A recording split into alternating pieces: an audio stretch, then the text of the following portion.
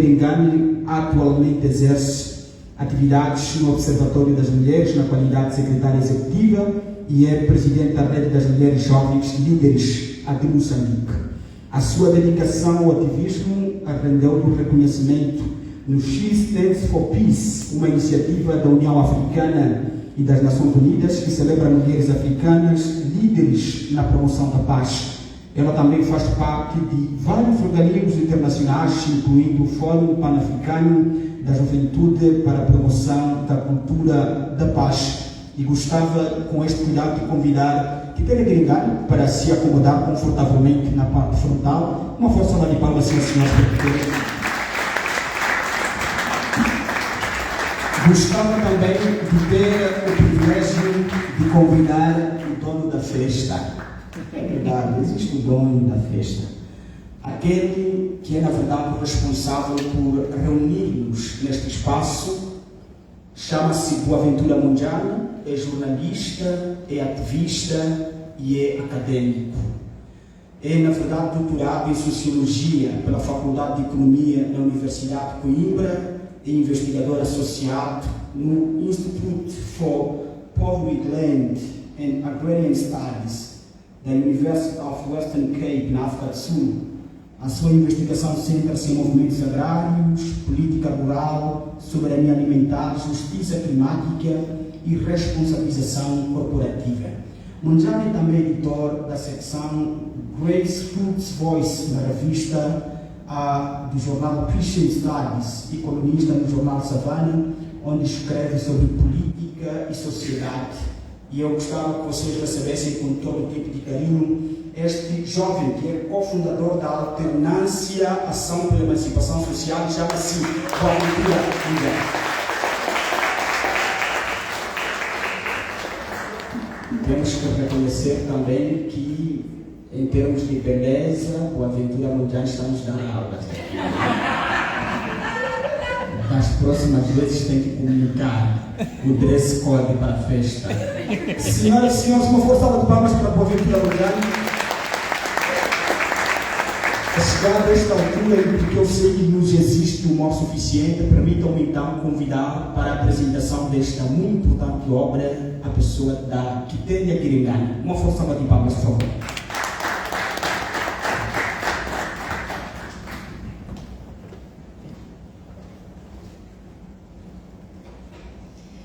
Saudações combativas a todas e a todos. É uma honra muito grande apresentar o interesse moçambicano.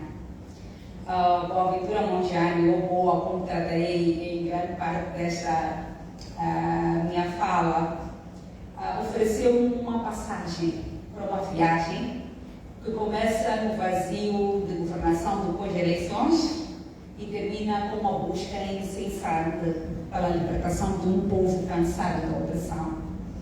Pediu que partilhasse convosco algumas passagens desta viagem. E logo na sua chamada ele disse: olha, não sei se vais aceitar o convite, mas eu não quis convidar alguém acadêmico, quis convidar a si como ativista. E eu depois fiquei a perguntar por que a Boaventura fez este convite nesses termos e mais adiante vou responder. Boaventura é investigador, jornalista, acadêmico e ativista. Movimenta-se entre universidades, movimentos sociais e comunidades rurais, com uma capacidade ímpar de traduzir fenômenos políticos complexos em linguagem acessível. É uma das vozes jovens mais credíveis para analisar a crise política moçambicana, porque combina rigor acadêmico com um compromisso cívico. Se olharmos para a biografia que consta na sua obra, refere que ele tem uma longa trajetória em investigação social, tradicionalmente mais para as áreas de movimentos agrários, política rural, soberania alimentar, justiça climática e responsabilidade corporativa, responsabilização corporativa. Irônico, porque nesta obra ele despiu o agrário e tratou dos movimentos. Despiu o rural, da política rural, e ficou só com a política. Retirou o alimentar da soberania alimentar e ficou só com a soberania. Afastou o clima da justiça climática e ficou com a justiça. E finalmente distanciou o corporativismo da responsabilização corporativa e ficou com a responsabilização. Quando nós olhamos para o dicionário de língua por exemplo, vamos ver uma definição de interregno como um intervalo, o vazio, a suspensão. Um vazio, um intervalo de ausência de governo. E é precisamente nesse vazio que Boa procura explicar o que se rompeu, o que persiste e o que ainda pode nascer. Eu creio, e respondendo à questão, que Boa convidou-me para fazer a apresentação deste livro, porque faço parte da geração 18 de março. E eu tinha recados para entregar à geração. Talvez temesse que eu não lesse o livro, e por isso acho a melhor forma de garantir que eu não só lesse o livro, como também traduzisse os recados para esta geração que vive a democracia nas ruas e não apenas nos boletins oficiais. Este livro é urgente, porque fala de um país, de um ponto de viragem, de desgaste de um sistema que já não oferece respostas e emergência de vozes que exigem mudança real. Eu vou tentar navegar um pouco pela obra, espero que não seja cansativa, mas vou iniciar lembrando a promessa da independência total e completa, colocada lado a lado com episódios de de impunidade e abuso de poder. Mostra que não chegamos onde estamos por acidente. O livro pensa a democracia para além da retórica oficial, expondo impasses estruturais, o bloqueio à participação cidadã e a contradição entre um Estado cada vez mais vigilante e uma cidadania cada vez mais consciente. Convida-nos a um debate público, porque, como diria Zagaia, e ele coloca em sua obra, o povo é hoje quem mais ordena. Então, iniciemos a nossa viagem. A obra atravessa 13 territórios de intenção, mas destaco alguns. O primeiro, o abandono do Estado. Quando ele, em sua obra, no território, nosso pai nos abandonou, recorre ao testemunho de uma camponesa que traduz o sentimento de traição vivido por milhões. Descreve o Estado que deixou de proteger, passou a vigiar e agora parece simplesmente indiferente. Diria um Estado que na época da independência era o Estado do papá, depois passou ao Estado do padrasto e agora talvez rival ao vizinho. Fala da publicidade com interesses privados, da repressão do 18 de março, da comunicação social cooptada e até do ensino instrumentalizado ou sabotado. Mostra o colapso do pacto social e lembra que em Cabo Delgado a violência não poderia produzir outra coisa que não fosse a ruptura. Depois viaja para a geração 18 de março, que o Cardoso muito bem mencionou, e a influência da Zagaia. Ele revisita a morte da Zagaia como um gatilho de consciência e mobilização, que a Zagaia e a sua morte não criaram necessariamente um movimento, mas permitiram-nos que passássemos a usar a Zagaia. Muitas vezes é referido que o Azagaia está a ser usado, e eu acho que o Azagaia está muito orgulhoso de ser usado. Durante toda a sua vida ele tentou ser usado e nós não aproveitamos. Mostra uma juventude que se informa, que denuncia, ocupa as ruas e desafia o medo. Recorda como a PRM, ela própria, é que produziu o golpe de Estado. Nunca teríamos sonhado com a palavra, com a expressão golpe de Estado, se não fosse ela num comunicado solene a nos trazer a ideia de que é necessário um golpe de Estado em sangue. Rotulando os jovens de oposição, de dialogar com esta geração para fazer o golpe de Estado. Agora, há uma questão que o Boa traz neste capítulo, quando ele diz que é necessário que haja um diálogo entre a sociedade civil e a geração e a oposição, capaz de criar uma matriz estratégica de intervenção que inclua transversalmente e horizontalmente a juventude.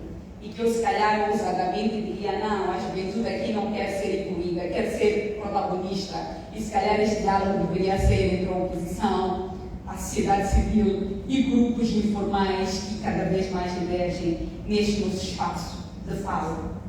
Depois ele fala da emergência do Venancismo, de forma muito ousada, explica como a perseguição de anos a Venâncio Mondlane gerou as condições para a sua ascensão como símbolo de ruptura. E Venâncio Mondlane foi alguém que soube aproveitar ousadamente a oportunidade que foi criada pelo próprio sistema e mostra o alcance da sua mobilização e como um movimento inicialmente jovem urbano se transformou num movimento nacional e intergeracional. Da dessa para a crise pós-eleitoral de 2024, sem qualquer pretensão de ir ao livro, porque nós queremos ler o livro, ele convida todos que estão aqui a fazerem um levante que exige uma responsabilização democrática.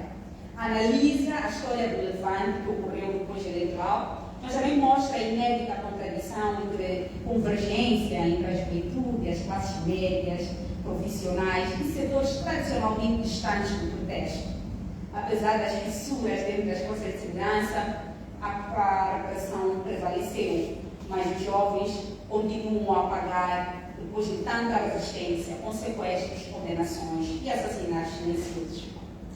Entre vários territórios, ele nos leva ao questionamento de um governo de unidade nacional. Seria viável um governo de unidade nacional? E discute alternativas para evitar o colapso institucional. Mostra lições das experiências do Quênia e do Zimbábue, questionando aquilo que deu certo e aquilo que deu errado, e argumenta que nenhuma vitória total seria legítima num processo tão contestado, mas propõe, acima de tudo, que o caminho que se deveria ter adotado era mais do que qualquer tentativa de usar a força para tomar o poder, encontrar um caminho possível para restaurar a confiança, dando voz àquele que representava as massas no processo de luta.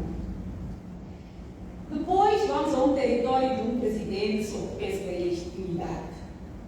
E ele, ousadamente e corajosamente, examina a impopularidade de Chapo e a violência que marcou o início de seu mandato. Escreve e aposta no apoio externo, a cooptação de acadêmicos para melhorar a imagem do regime e a escolha deliberada para a radicalização, pela improvisação permanente e pelo clientelismo. Lembra-nos que a democracia respira nas ruas, nos sindicatos, nos jovens, nas mulheres e nos trabalhadores, e que ignorar estas vozes é aprofundar o abismo. Em todas estas fases, o Aventura vai constantemente deixar recomendações que só poderá usar quem realmente comprar o livro. Em Lágrimas do Crocodilo, Desinformação e Lawfare, ele vai denunciar constantemente a instrumentalização da justiça, os assassinatos políticos. E uma coisa muito interessante é que o Aventura vai sempre nos ensinar novos conceitos. Lawfare, Rightful Resistance, e vai navegar em como estes conceitos podem ser usados para encontrar caminhos de soluções para o dilema e para o vazio que continuamos a atravessar no nosso país. E por fim, lembra-nos Einstein, para comparar a Chapo a dizer que insanidade é fazer sempre o mesmo e esperar resultados diferentes. Muito usado, mas levanta isto com o argumento e com a mesma estrutura, com os mesmos atores, os velhos atores de sempre, com o mesmo prisma. Não se pode ousar esperar que se alcance uma ruptura e soluções novas, como se prometeu nos 100 dias de governação. Depois ele vai ao Conselho Constitucional, a Justiça e a Contra-Revolução, para mostrar que o Conselho Constitucional perdeu uma oportunidade histórica de restaurar esta confiança popular, apesar das próprias contradições reveladas no seu acórdão. É aí onde introduz o conceito de rightful resistance, uma resistência legítima que as instituições podem exercer para proteger o Estado de Direito quando confrontadas com hegemonias partidárias. Boa, corajosamente, denuncia a ilusão de que o medo e intimidação podem consolidar controle político e reafirma que solidariedade verdadeira exige apoio concreto a quem resiste e denuncia injustiças, incluindo nas ruas.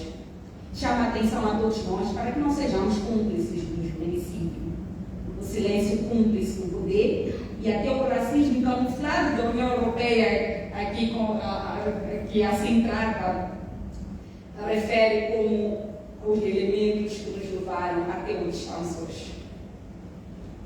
Caminhando para os seus últimos capítulos, ele nos leva a navegar entre diálogo, mobilização e vigilância.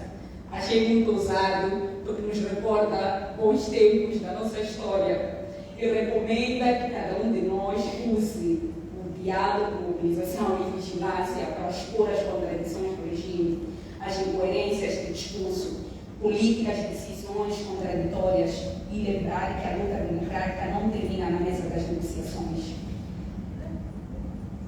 Contradições e dilemas de Chapo, ele vai abordar de forma ousada de extensões e, de alguma forma, a reavaliação das alianças com Kigali e outros episódios como da fuga de Chapo em Cape Town, quando ele deveria dialogar.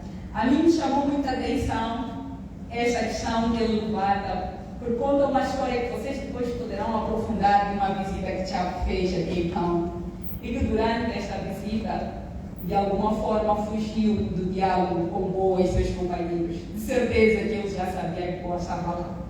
Não, este é só um cheirinho de tudo aquilo que nós encontramos no futuro da democracia moçambicana e o poder vencível do autoritarismo, para além das ruas, a importância das ocupações e mobilizações com uma reflexão ideológica para além de apenas ocupar as ruas, que nos obriga a estudar, a ler criticamente e a debater, inspirados em Sankara e em Mondlane para lutar por Moçambique.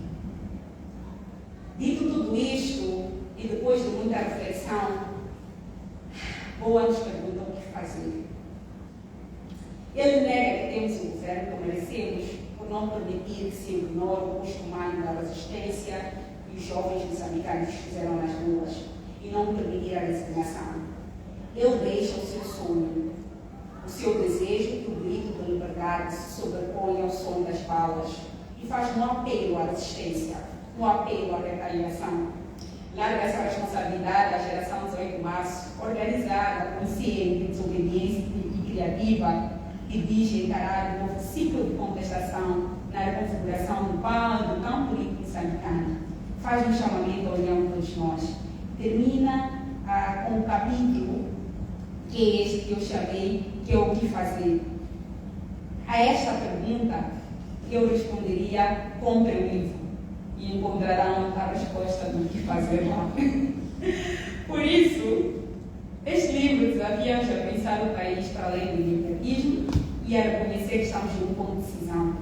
Ou aprofundamos o autoritarismo, ou abrimos um caminho para uma alternativa progressista e democrática. O livro provoca, inquieta, chama a responsabilidade, sobretudo as gerações que já não aceitam esperar por messias nem por promessas vãs. Uma certeza, vários questionamentos, vários conceitos novos e bonitos, várias recomendações. Boaventura é ousado, incluindo na forma como trata o Presidente da República na obra. Como médico social, ele diagnostica sintomas graves de um regime que envelheceu. A questão é: a morte do velho sistema produzirá uma alternativa viável? Ele levanta perguntas essenciais sobre o futuro de Moçambique. Perguntas cuja resposta está no debate público, está no livro e, sobretudo, na ação coletiva. Convido-vos a ler o Interregno moçambicano. A obra não oferece dogmas, oferece caminhos. E cada um de nós terá de escolher por onde caminhar. Compre o livro, porque ele vai precisar deste dinheiro para pagar advogado depois da Presidente da República, da PGR, da Polícia e do Conselho Constitucional ler um livro. Saudações para Maria, mas muito obrigada.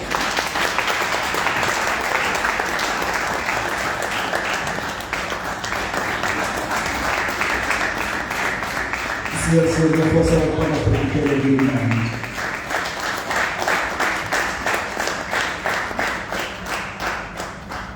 olha, e porque eu não tenho advogado, vou me poupar de qualquer comentário a respeito, mas eu recordo-me perfeitamente que ainda ontem convidava o meu amigo José Cacina para tomar um café, só para ver se me expresso.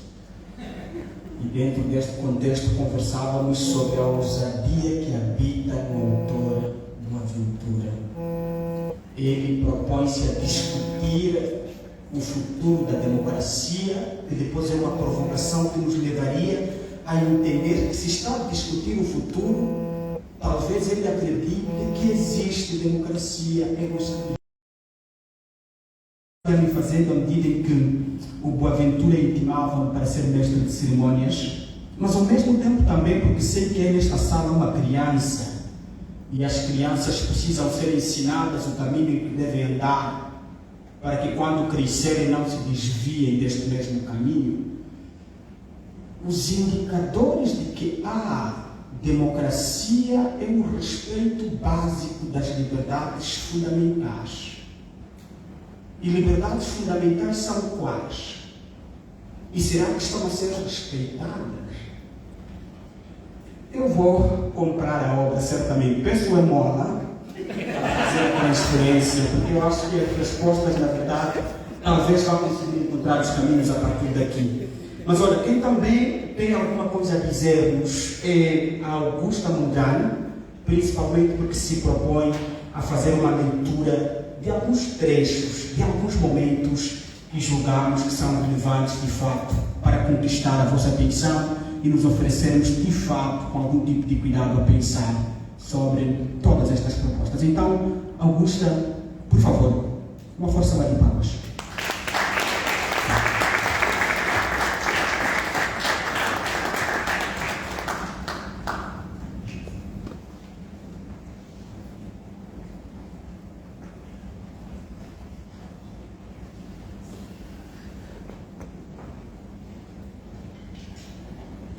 Boa tarde. Boa tarde. Sinto-me honrada em fazer parte desta cerimônia. O capítulo que ele lê é o 5 e começa com uma questão.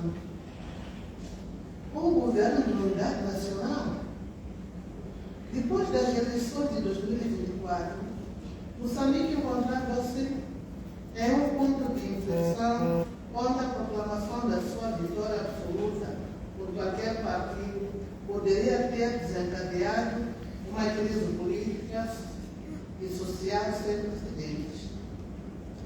Nesse contexto, a criação de um governo de unidade nacional configurava-se como a solução mais viável para evitar uma catástrofe pós-eleitoral e garantir a estabilidade necessária à construção da confiança entre o Estado, as instituições e o povo, especialmente jovens. A formação de governos de unidade nacional não seria uma ideia nova. Em várias partes do mundo, países que enfrentaram divisões políticas profundas e cenários de possível ruptura social optaram por soluções inclusivas. Em 2007, o Quênia, após uma eleição altamente contestada e que desencadeou violência generalizada, formou um governo de unidade nacional para evitar a escalada do conflito civil. A decisão de criar um governo conjunto entre Mwai Kibaki, vencedor contestado, e Raila Odinga, seu principal opositor, não só evitou uma guerra civil iminente, como também restaurou um mínimo de estabilidade. Embora o processo tenha sido complexo e repleto de desafios, o Quênia conseguiu evitar o colapso total. Outro exemplo significativo é o Zimbábue, que em 2009 formou um governo de unidade nacional entre Roberto Mugabe e Morgan Tsvangirai, após eleições supostamente fraudulentas e violentas. Apesar de imperfeito, o acordo proporcionou ao país um período de recuperação econômica e política, afastando temporariamente a crise humanitária crescente. Estes exemplos demonstram que, quando um país se encontra à beira do colapso pós-eleitoral, a formação de um governo de unidade nacional pode ser a única alternativa para evitar a deterioração irreversível. Moçambique, com a sua história de conflitos armados e divisões políticas, pode aprender com essas lições. Desde o fim da Guerra Civil, Moçambique tem sido governado predominantemente pela Frelimo, o que tem gerado uma crescente satisfação, sobretudo entre a juventude, que sente que as promessas de desenvolvimento, emprego inclusivo, não têm sido cumpridas. A Renamo, como principal força de oposição até o último governo de Filipe Nyusi, representava historicamente grupos que se sentem excluídos pelo governo central. O MDR, Movimento Democrático Moçambique, possui apoio considerável que se fala particularmente na cidade da Beira, a segunda maior cidade do país, mas também tem apoio significativo em outras partes do país. O surgimento do partido como Podemos, com Venâncio Mondlane à cabeça, demonstrava que o descontentamento não limitava as dicotomias tradicionais entre Alfredinho e Hernando, estando-se a uma geração que busca alternativas políticas inovadoras e mais democráticas, embora marcadas por condições ideológicas. Diante dessa configuração, a reivindicação de uma vitória local de qualquer um dos principais candidatos poderia resultar não apenas numa crise de legitimidade, o que chegou a ser o caso, mas também num sentimento de exclusão por parte dos que não estão no poder. A juventude moçambicana, em particular, vinha mostrando sinais de desencanto com o processo democrático, conceituado como ineficaz e corrupto. A confiança nas instituições eleitorais desgastou-se, o que pode ser catástrofe para o futuro do país. Assim,